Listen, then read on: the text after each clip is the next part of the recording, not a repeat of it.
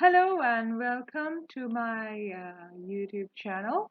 And today I thought I'll do something which is really useful to all of you and all of you students out there who's going to do your O levels, and especially the grade 10 students and 11 students as well.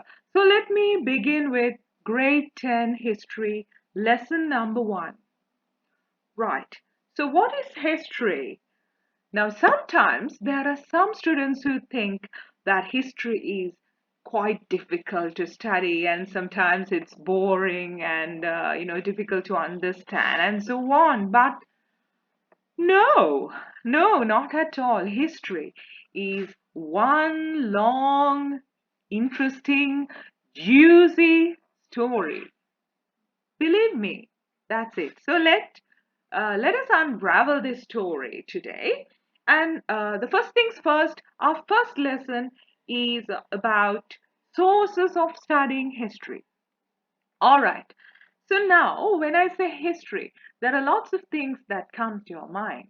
Maybe about Prince Vijay coming to Sri Lanka, maybe about the Portuguese coming to Sri Lanka, or maybe about King Dutugamanu, or anybody or anything that happened in history.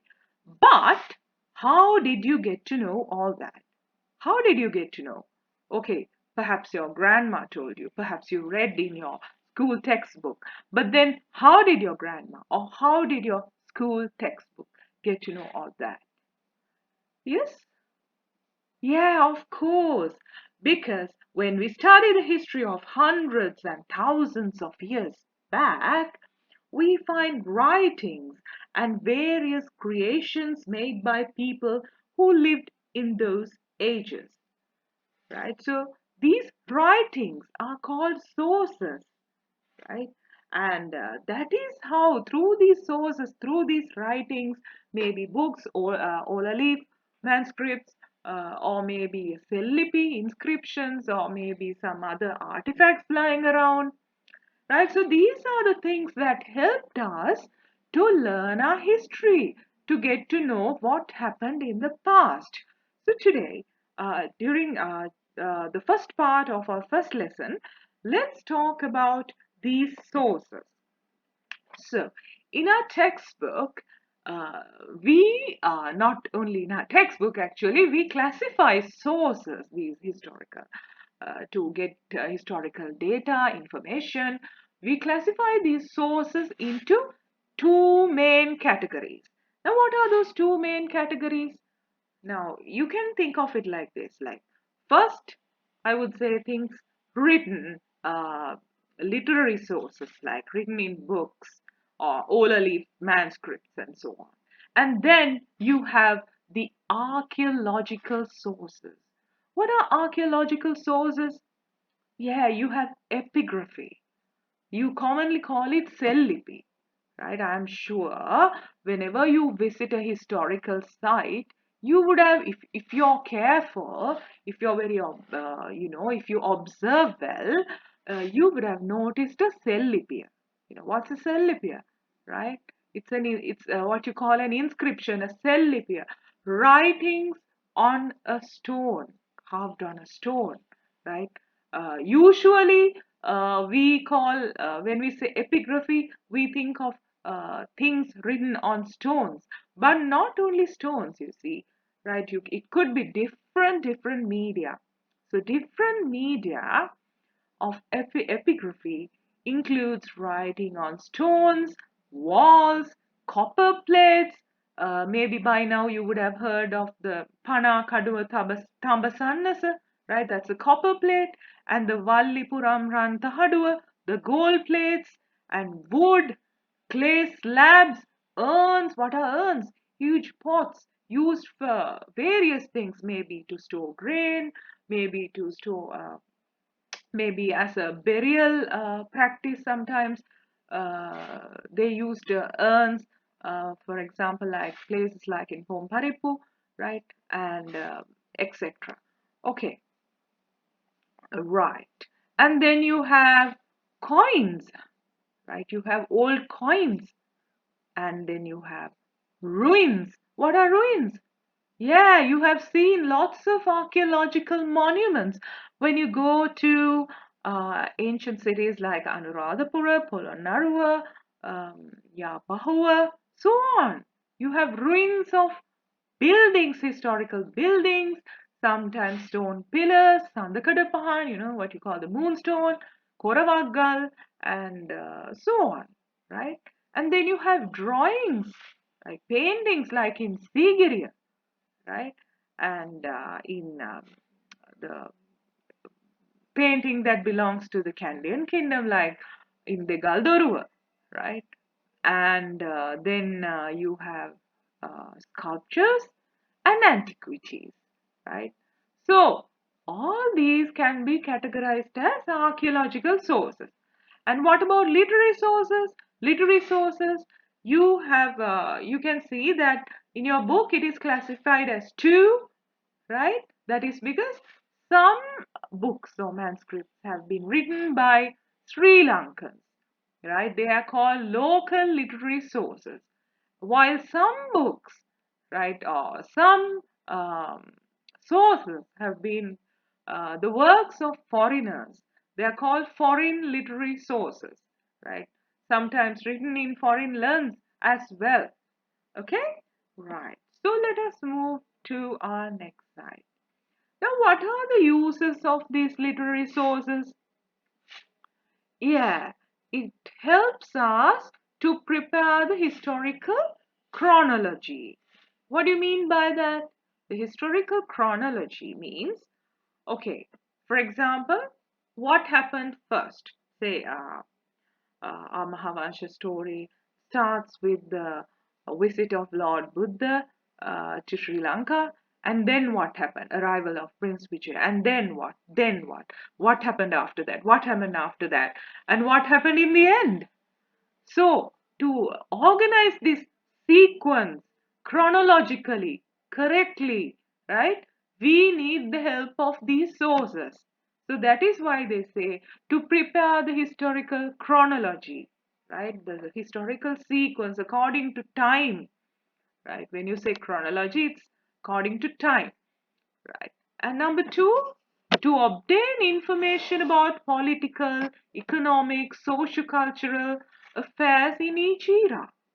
Now, for example, information about political situations like who ruled the country, which king, right? Did he unite the country, or were there like several rulers in, in the past, Sri Lanka was divided into Ruhunu, Maya, Pihiti kingdoms, and sometimes more than one ruler were there, right? Was it like that? How was the political condition? And how was the economic condition, right?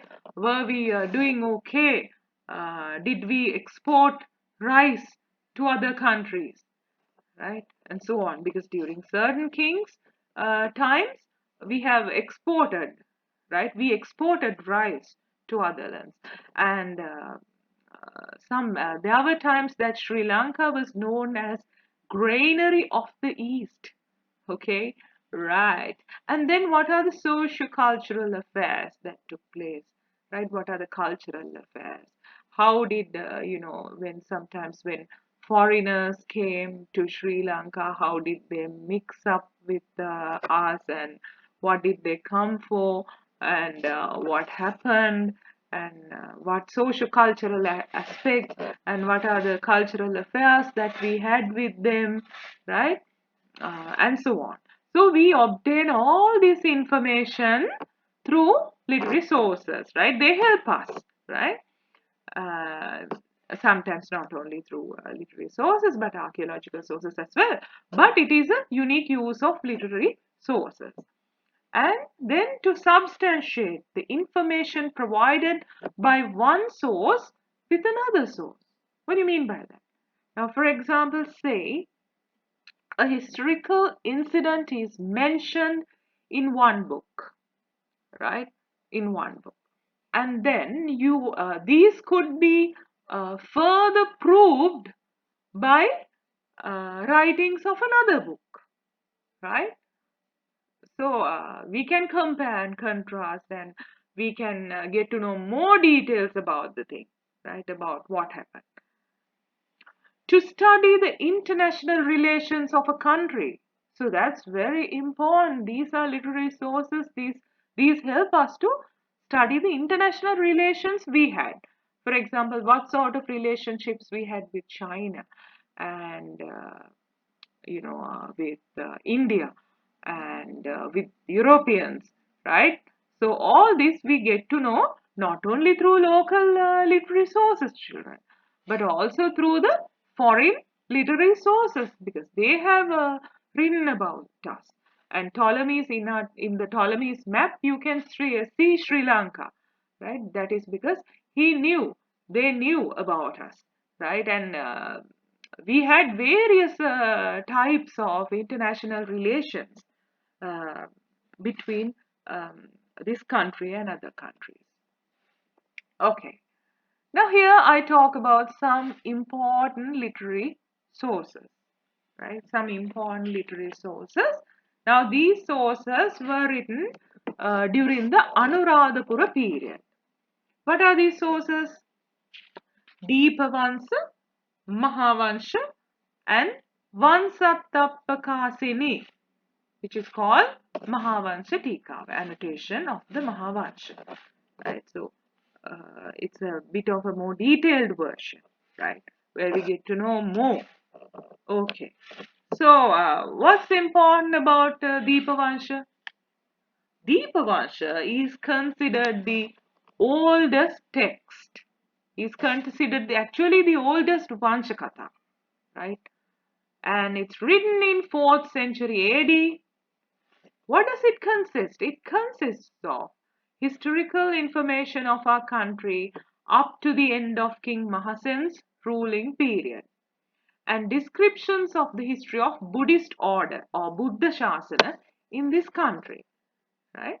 So, however, some historical events in the Deepavansha, now that might have, we can't say for sure, that might have been the reason for Bhikkhu Mahanama to write Mahavansha. We don't exactly know, but that could be. What could be the reason? However, because some historical events have been recorded briefly. Some historical events were recorded too briefly in Deepavansha, while repetitions can be seen. Right. So next we come across the Mahavansha. Right. So originally Mahavansha is written in Pali language.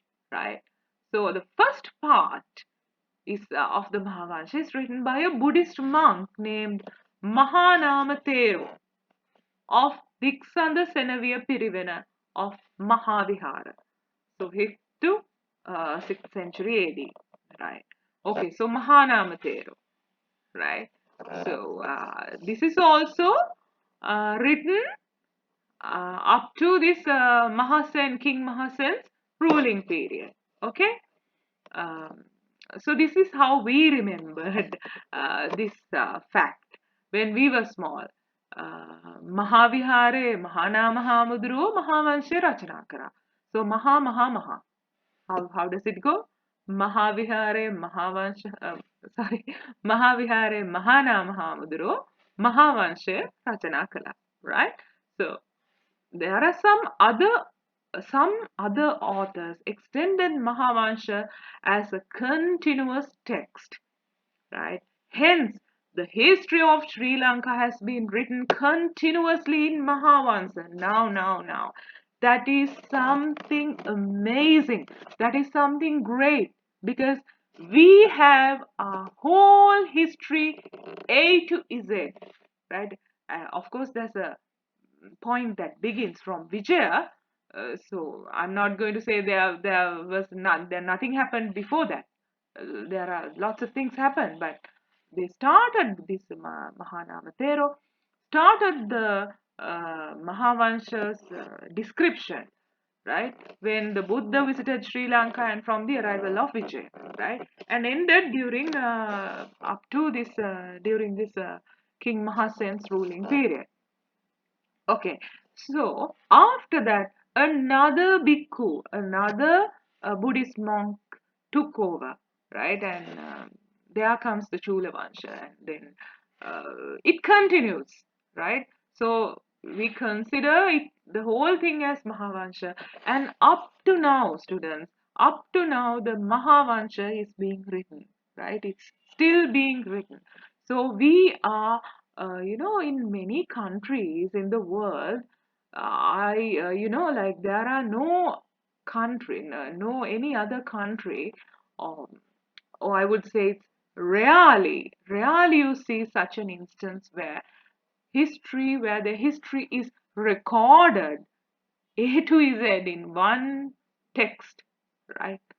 So we are extremely lucky, right? We are extremely lucky because our Mahavansha, our history has been written, and when it comes to an end, somebody else has taken over and written.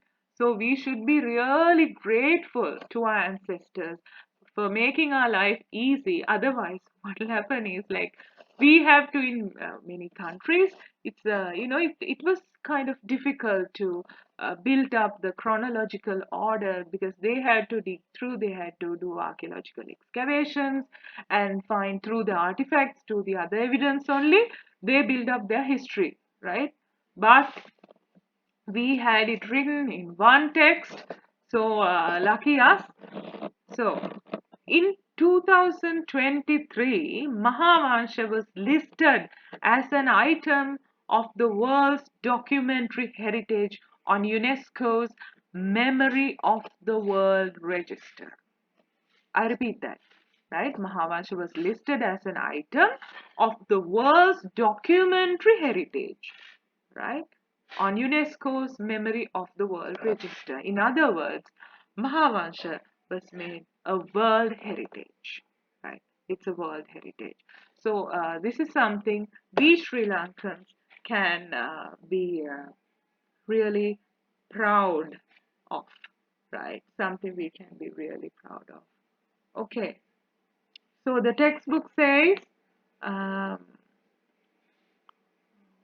Sri Lankans can be proud because the history of this country has been written in one text.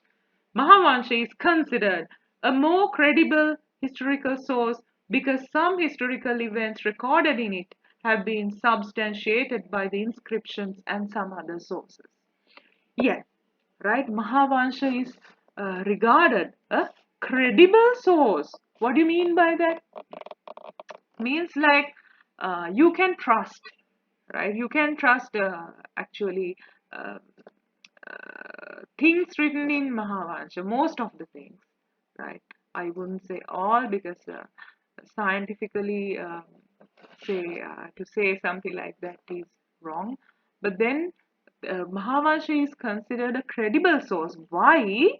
Because facts, facts mentioned in Mahavansha was later um, proved to be true by other evidences that were found by the archaeologists.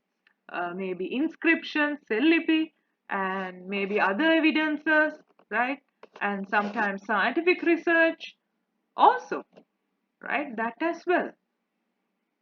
So, because of that, Mahavansha is also considered a very credible source. Okay? Uh,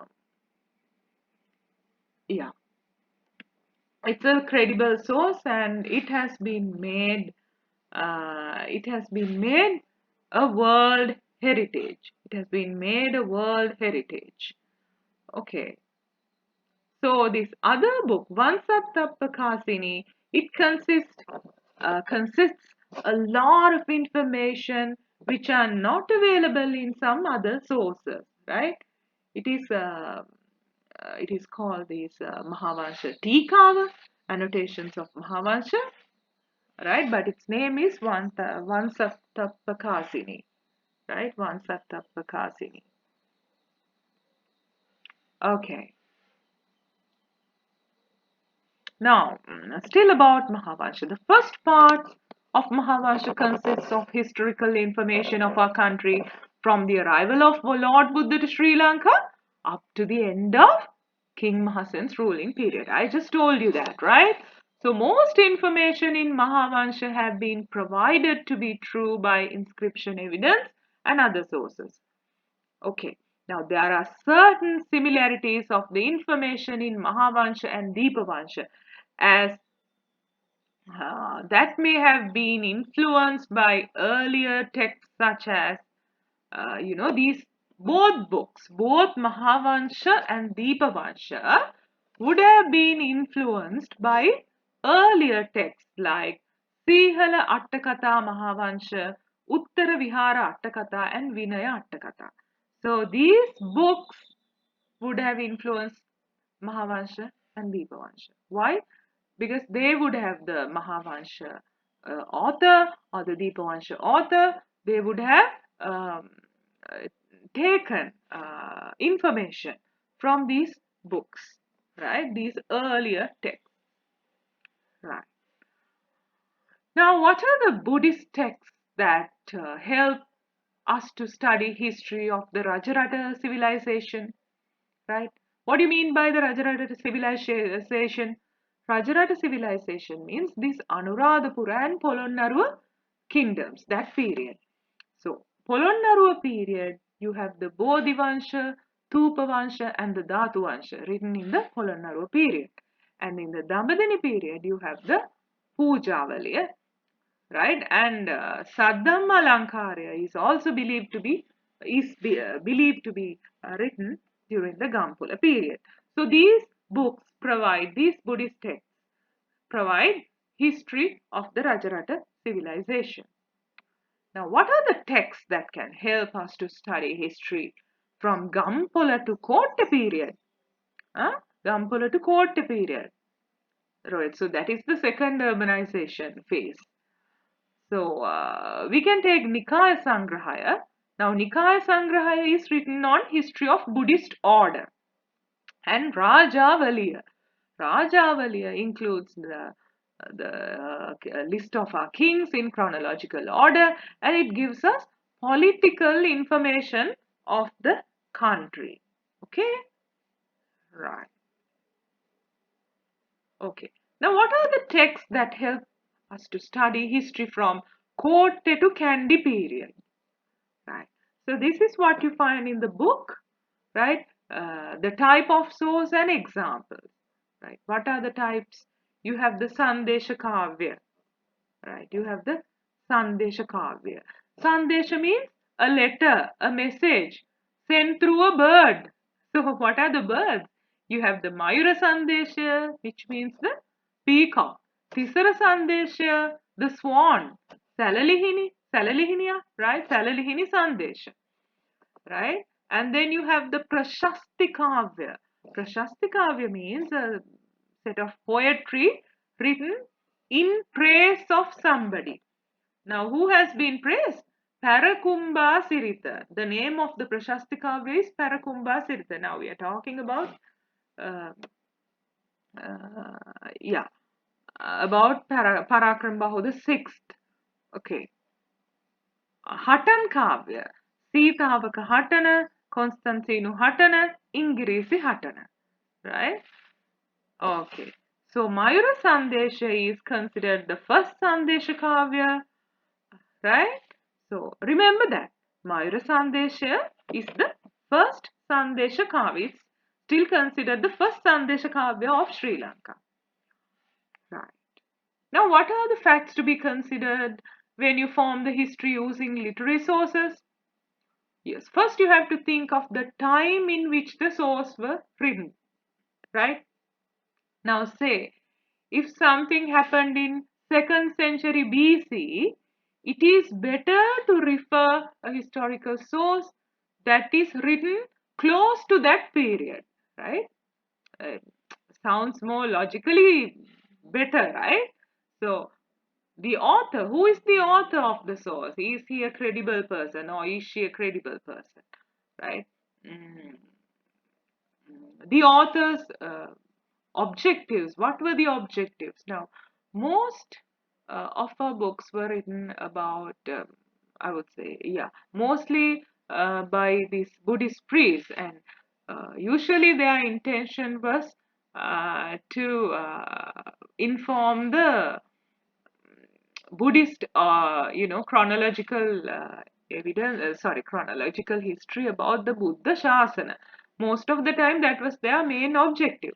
But even though that is the main objective, other things are also included. So it really, we can't just put it aside, right? Saying it only speaks of Buddha Shasana because it is Buddha Shasana, and it is very much it is our culture, right?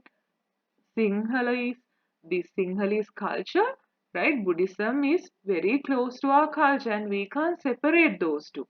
Our history is very much attached to the Shasana Itihasa, the history of Buddha Shasana.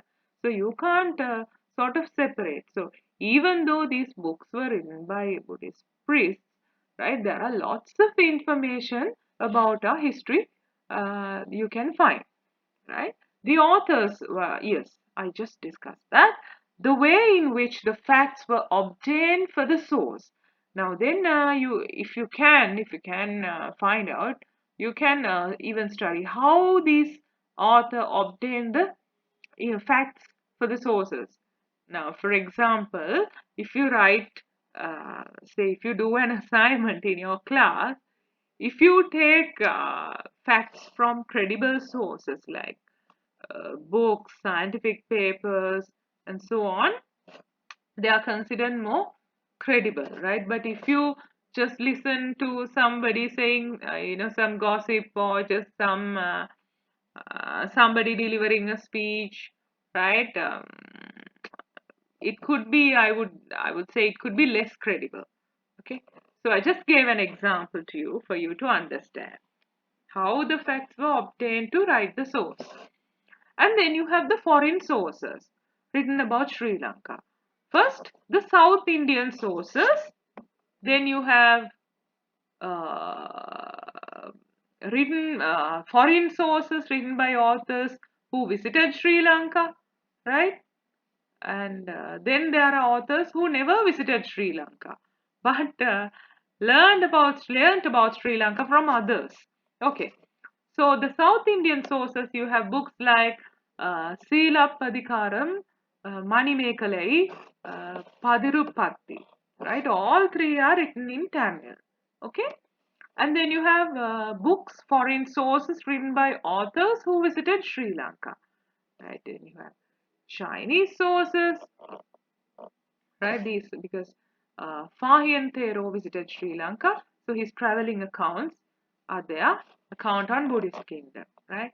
And then you have Arabian sources, Ibn Battuta's traveling accounts, Portuguese sources, Ribeiro's book on Sri Lanka, and Holland sources, the book of Baldius, right? And then you have English sources, Robert Knox's book, Historical Relation of the Island Ceylon, and Sinhala translation Eda Heladiva, right?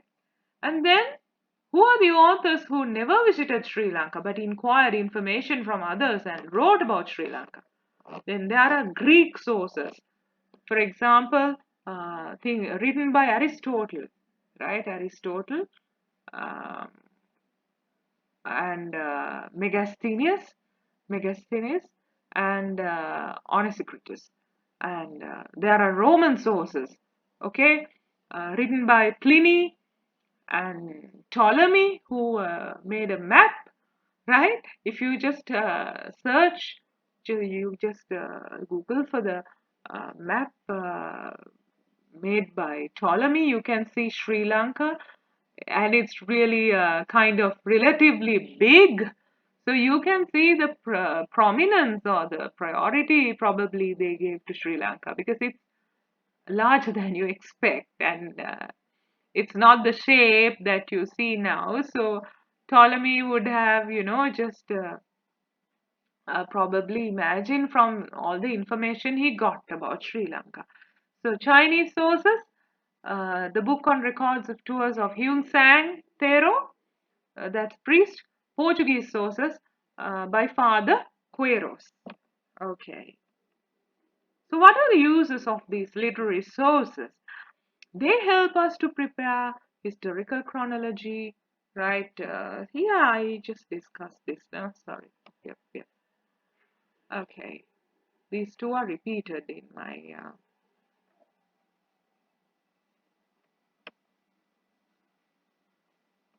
Okay. Then we move on to archaeological sources.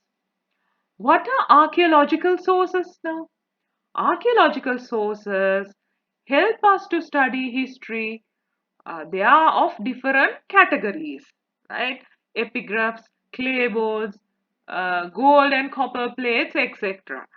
And then you find human skulls, statues, carvings, bones, crude implements, pottery, metallic implements, drawing ruins of buildings, irrigation structures such as tanks and bunds, ornaments worn by people, etc.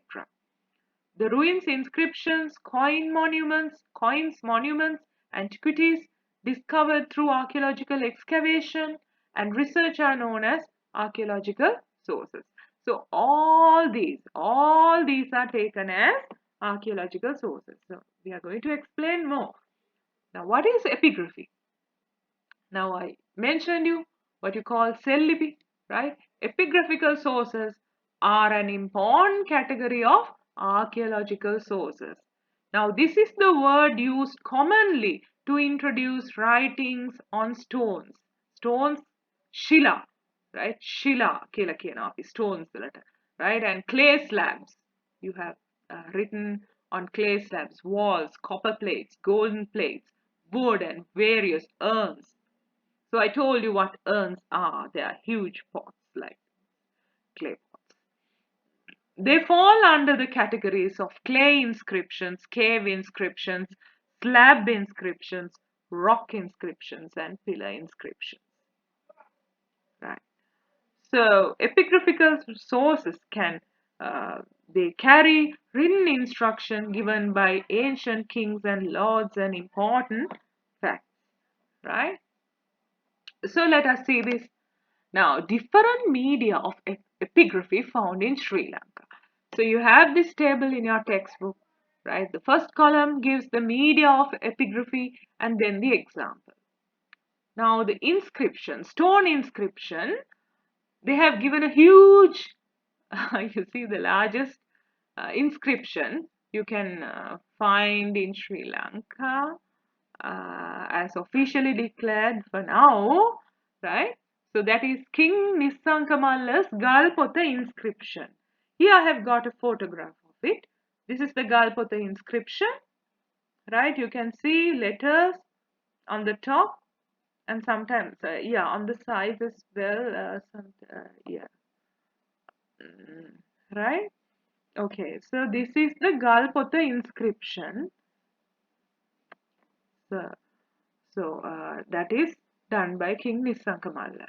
Okay, and written on walls, the graffiti in Sigiriya, right? The Kurutugi, what you call the Kurutugi, right? They are really, really interesting, right? So if you talk about the Sigiriya graffiti, right, you can see them on the mirror wall, the Katapat Paura, right, mirror wall of Sigiriya. So more than 1,500 poems written by visitors of Sigiriya from 6th century to 14th century. My goodness, how many centuries, right? 6 to 14th, right? Now, across the centuries, across all those centuries, right? More than 1,500 poems can be seen, and they are preserved to date. But actually, now the condition is very pathetic because I have seen people scribbled on this Kurutugi, and if you just look at it, look at the mirror wall carefully, observe carefully, in tiny letters you can see these poems, right? Now this is, I will tell you one such Kurutugi that I learned when I was a kid. Nilkatrol malaka ඇවුණු වැට්කොල් මල් සෙයි සැන්දගැසිහි වන්නේ මහනෙල් වනක් හයි රන්වන් හුන්. So what does it mean? the writer, the author refers the two ladies, one golden, the paintings of Sigiriya, he's referring to that. One lady golden and one is bluish, right? So he says he sees them like a Nil Khatarulu flower entangled to a Vatakolu or ribbed gourd flower. That is how he remembers them in the evening, he says, right? And then there's another one. Budalmi Siyoveami Belu Belu Bodhana Gilialuyen Nolimi. Right? So he says that his name is Budal and he came there and everybody has written poems. Right? Belu Belu Bodhana. Right? Lots of people have written poems on the mirror wall. So I didn't write. He has written that. Okay, he or she, probably he. So there are lots of poems like this. Now, why are they so important? Because they give us a whole lot of great information. Why? The first, I would say, the evolution of Sinhala letters across the centuries. Right? Akuru venas vecha hati. Siyavas gaanak mululle akuru venas vecha hati. Right? The evolution of the text, right? Our letters, the Sinhala text across the centuries. You can get a great idea by looking at the 1500 odd poems written across the centuries and also about the literacy of those people and the discipline, right? They had the discipline not to scribble on it until now, right? They had the discipline to allow, at least maybe everybody was well literate to write, or maybe the others were quite disciplined enough to allow those who could to write without ruining the mirror wall across the centuries, right? 6th to 14th century. See what a huge amount of discipline, right? Until now, where people just saw it and scribbled on it and ruined it. Okay? So we can learn a whole lot about, um, our history by reading those poems and about their, this sense of literature, right? How they enjoyed literature, right? Okay. And then we come to copper plates. Copper plates. Panakadu copper plate of King Vijayabahu the First. Right? That's a very famous copper plate. Right? So, King Vijayabahu the First belongs to the Polonnaruwa period. So that's the 12th century. So it is about a grant given to the officer called Sitnaru Bima Budalna with gratitude towards his loyalty to the king. Now it is like a thank you card. It's not a thank you card, but it's a order of a king, sort of. It's a grant by a king, but it's like a thank you card written with a lot of gratitude towards this person. In that the king says how this person, Sitnarubima Budana, when the king was small, how he helped his father and the family to escape when the foreigners, the Indian attacks came to Sri Lanka, right? How this Sitnarubima Budanna helped them to escape and live in the wilderness, and he hid them well, and how he fed them. And with a lot of gratitude, he has mentioned all that. And then he says, if you catch anybody, committing anybody from his, not only Sitnar Bhima Budalna, but somebody from his family or somebody from his uh, somebody from his family, right? If you come across anybody who has committed a crime, right? Try not to make his head bald. So that would have been a punishment those days. So try not to punish him. Try to advise him unless it's a very criminal offense like you see like murder, something like that. So even if that is the case, right, try to excuse him. There was a number of, yeah, I can't remember it properly, but then try to excuse him, at least I think it's thrice, or if not only give him punishment, right? So as a tribute to Sitnarubima Buddhana. Because why? Now you might think this is like one cheap, uh, cheap giving of a, like present by some politician to somebody helped him come to the throne. But actually, no, because the situation, if you think of the situation of the country, right? The country was in the hands of an enemy, right? So what Sitnarubima Buddhana did, he saved one whole nation. So the nation owed him, right? So the nation owed him. So the king has become very, I think, sensitive to this, and he has granted this. It's a grant by him, written on this copper plate with a lot of gratitude towards Sitnarubima Buddhana, right? So then we come across gold plates, golden plates. You come towards this Vallipuram gold plate. Now, what is the Vallipuram gold plate? It has been written during King Vasaba's ruling period, 1st to 2nd century AD, very, very long ago, right? 1st to 2nd century AD. What does it say? It says that one of King Vasaba's ministers called Isagiri, right? Isagiri, he was ruling Nagadeepa. Now, what is Nagadeepa? Now, during those days, by Nagadeepa, you meant the whole of the Jaffna Peninsula, right? Not only that island, right? When the minister Isagiri was governing the Nagadeepa or Jaffna, Piyagukatissa caused a vihara to be built at Badakara Atana. Right. So that is the case. So King Vasaba's minister was Isigiri was ruling Nagadeepa or Jaffna, right? And he this built a temple, a vihara in the place called Badakara Atana.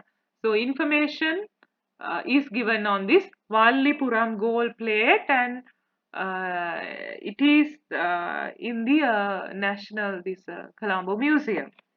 Okay, sorry. And then you have wood.